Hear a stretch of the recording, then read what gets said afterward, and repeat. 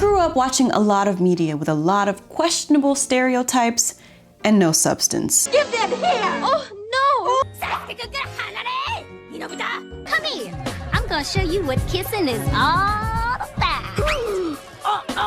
And though some of these moments may seem innocent, as a child they were teaching me, this is how the world works. This is what I should covet, and this is what I should reject. Art informs our view of the world, and as a Black woman who writes and creates art, if you don't know, I'm currently working on a honeybee dating sim with some friends over the summer. I'm often so cognizant of this that it sometimes keeps me from creating truly unique and interesting complex stories, because I don't want to do any damage and accidentally confirm someone's bias or reinforce outdated ideas. When you're writing marginalized characters, and that could be women, people of color, people in the LGBTQ community, people with disabilities, people that don't fall into the traditional beauty standards, etc., etc., the story that you create will probably have a lot more weight than if you're writing a story for the traditional kind of protagonist that everyone's already familiar with. Stories that come from these communities are few and far between, and a lot of what's out there are based on stereotypes. And then people not familiar with these communities see these stereotypes,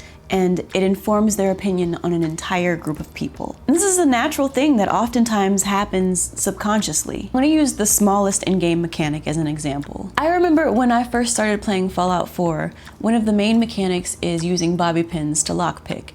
And after a few weeks, I started getting excited to find bobby pins around the house. Like, it was like, I'll probably need to keep these to unlock the door where my parents are stashing the power armor. Huh! 3, 4 bobby pins. Okay, I should stop that. That game taught me that bobby pins, an item that I rarely use, were a precious material. Bobby pins. Now I want you to think of some of your favorite shows. Why is Lois and Family Guy hot and Meg isn't? Because they told you so. I'd do everything to you. What? I'd do anything for you. Mind you, they're cartoon characters drawn with minimalistic lines and shapes, and they almost look exactly alike, which is part of the joke, obviously, but we believe it. We buy into it. Think of all of the women that you've seen on shows, movies, music videos where we were told that they were the hot one. Were they skinny? Were they white? Did they have straight or loosely curled hair? Probably.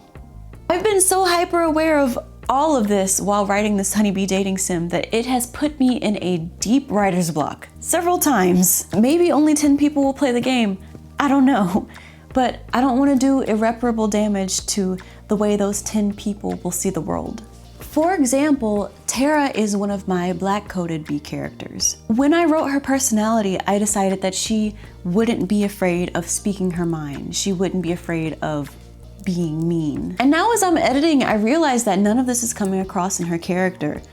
She is way too healed. But subconsciously, I think I was worried about creating another sassy Black woman. And now instead I've created Wyll from Baldur's Gate. No swag, daddy's boy, boring ass, can't dance ass Wyll. Well met. A spicy backstory with a bland protagonist. But there's more to Tara than her sassy remarks. She's incredibly intelligent and always reading. She's come from a hive of warriors who expect her to follow suit, but she has rebelled against them because her heart yearns for the theater. She has a dark sense of humor and she likes deep emotional music. She wants to understand her people and create better lives for them. So I came back to my character sheet and I rewrote her. She doesn't have to be a meek little mouse to defy stereotypes. She doesn't have to be perfect to be loved. You don't have to be perfect to be loved. You're lovable just as you are. And in fact, it is her imperfections that make her more lovable. It would be doing her a disservice if she had no chances for growth. She's not a stereotype because she has wants and desires and a clear way of seeing the world. And so do my other characters. And so do you as the player. And if the way that she moves through the world isn't compatible with someone else's, then so be it. That's the conflict. It's not because she's Black-coded. It's because she's an imperfect being. Being. Get it? That was good, right? Because she's a bee. Being. If you'd like to follow the journey of Meant to Be, the dating sim I'm writing for, I'll be creating it with some friends over the summer. We'll be posting progress and thoughts about its creation here. If you are someone who appreciates games made by small teams with a ton of heart and soul poured into them, consider whether you can support us on Patreon. You'll get your name in the credits of Meant to Be, as well as early video access and exclusive behind the scenes content. And even if you can't, you being here, watching and discussing games with us in the comments means the world to us. Special thanks to our patrons, Justin Dennis, Johnny the Rooks, and J&K Sugar Mama. Thanks and have a great day.